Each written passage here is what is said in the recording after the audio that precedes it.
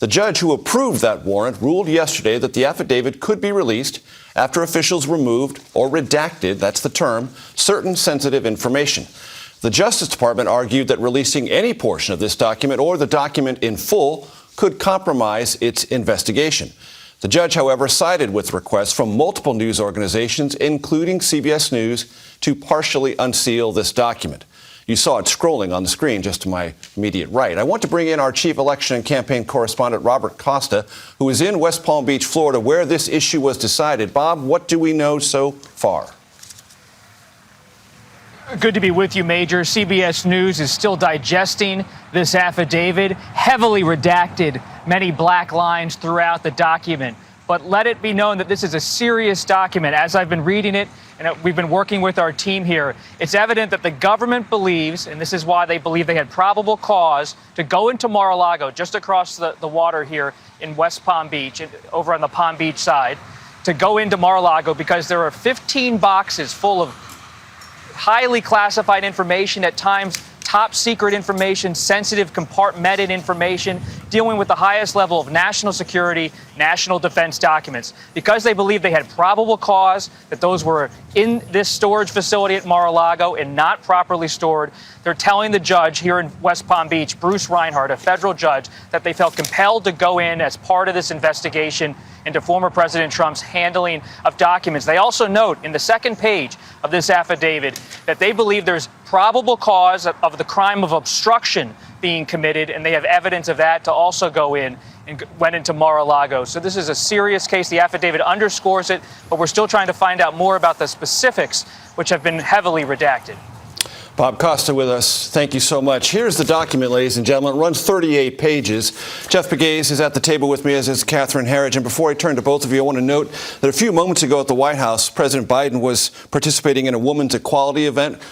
Reporters asked him one question before being ushered out of the Roosevelt Room. The question was, has national security been in any way threatened by documents at Mar-a-Lago? The president's answer, and I directly quote the president here, "We will let the Justice Department determine that." So President Biden, for the first time on the record on this matter. Jeff Pegues, what strikes you about what you've seen so far? Well, I think in some ways this is a disappointing document. I think if you're looking for some sort of smoking gun in terms of what the government may have and why they searched Mar-a-Lago when they did, you might be disappointed. However, what the government has done here they have released, and as you can see here, look at all these redactions, and this is just a taste of what this document looks like.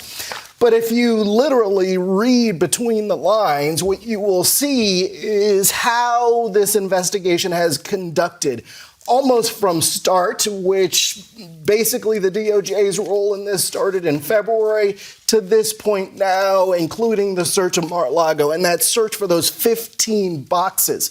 What the government is saying, and what stands out to me here, is that they are saying there is evidence of obstruction. And I think that's the line that stands out to me most, in that there are supporters of the former president who have made comments, inaccurate comments about these documents. Representations to the Justice Department. Representations that the FBI, the Department of Justice, wants to get back. These are government documents. Various classifications. That's what they're saying here. They don't belong to the former president. They say these are government documents produced by the government for the government. Catherine, before I come to you, I want to ask Jeff this one question. This piece of this 38 pages, extremely unusual for this to be seen at this stage of any investigation involving any American. True? Yeah, this is, this doesn't happen in every case that... Affidavits usually do not appear until there's an indictment, and we're a very, very long way from that. Exactly. They stay sealed. The fact that this is out there, even though it's been heavily redacted, I'm sure there was a lot of hand-wringing. Some of that is played out in court. A lot of hand-wringing on the part of DOJ officials. You know why? Because there are still these echoes of 2016 and James Comey sort of making declarations about an investigation that ultimately, a lot of people believe, played a role in the 2016 election. And so nobody wants to go back to that. And this attorney general has been very, he's been honest about the fact that we treat everybody the same. There is nobody above the law. But that also means, in his view, that we go by the book. And releasing something like this is not going by the book, but there is this pressure on the Department of Justice to put something out there to the public. Jeff, thanks. Catherine, stand by. Bob Costa, I want to go back to you in West Palm Beach, Florida. Major, what's important also to recognize from the documents the government has filed today, beyond the affidavit, is that this is an ongoing federal investigation of the highest level, and that they are dealing with witnesses that they are really concerned about in terms of intimidation, and they mention it in this document, civilian witnesses.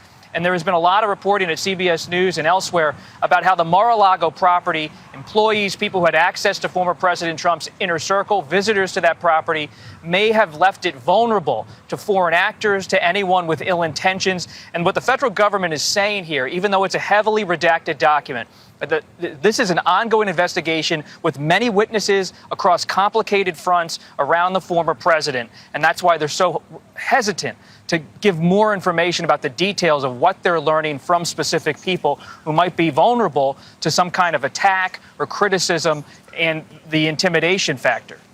Bob Costa, West Palm Beach. Thank you. Catherine, many of us at CBS, myself included, are experienced going through documents like this, but few have your area of expertise and experience going through this. What has emerged to you as you've read through, sitting here right at the table with us? Well, I'm still going through the document now, but the key section to me is the probable cause section. And unsurprisingly, this is the most heavily redacted, but there's some pieces of the puzzle that I want to try and put together. It tells us that earlier this year, the National Archives received these boxes that had classified records or records marked classified. And what the FBI agent swears to in this document is that, and I'm going to read it here, there's probable cause to believe that documents containing classified national defense information and presidential records remain at the premises. And it goes on to say that there was not a secure facility at Mar-A-Lago that would be authorized to contain highly classified information. And it goes on to say, I submit that probable cause exists to believe that evidence, contraband, fruits of a crime, or other illegally possessed in violation of these criminal statutes will still be found at these premises. So in other words, they believe that there was highly sensitive national defense information, even classified information at the highest levels that remained at Mar-A-Lago, and it did not have the kind of secure government facility, what they know as a SCIF, to protect these records. What I also find instructive are the 5 pillars that the FBI and Justice Department lay out for withholding so much of this information from the public. So for these heavily redacted documents, it talks about witness information and that quickly and broadly witnesses could be identified through social media, and this would have a chilling effect on cooperation. It talks about the roadmap to the investigation. It talks about the rules of criminal procedure, so protecting grand jury information. It specifically talks about safety of law enforcement personnel and the privacy of others. So those are the 5 pillars. But what we can see in the pieces of this puzzle is they believe there was evidence that still highly classified national defense information remained at Mar-A-Lago in a facility that was not secure. Now, Catherine, the former president has represented in public in various ways that he was cooperative with this and that this search warrant was not necessary as a last resort, that this could have been resolved some other way. Is there anything that you've been able to see, and I know we're going through it right now, bit by bit, that addresses or comes close to addressing that underlying question of either cooperation or whether or not this could have been handled some other way? There is a specific section where it talks about the findings of the National Archive, this more than half dozen boxes containing classified information.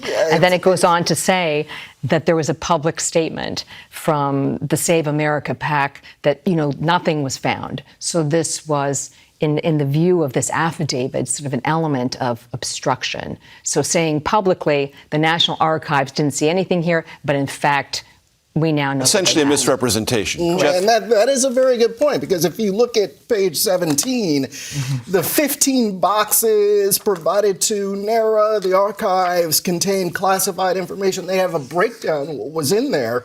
184 unique documents bearing classification markings, including 67 documents marked as confidential, 92 documents marked as secret, 25 documents marked as top secret. Further, the FBI agents, the document says, observed markings reflecting the following compartments: dissemination controls, HCS, FISA, ORCON, no foreign. I mean, these are all the kinds of classifications that we don't hear a lot about, right, but the government has. And it shows you that these aren't, personal mementos. According to the FBI, these are top secret, confidential documents that belong to the government. But I've got to jump, sure. Catherine. Jeff Pegues, thanks very much. Catherine Harrods, thanks very much. Our thanks to Bob Costa in West Palm Beach.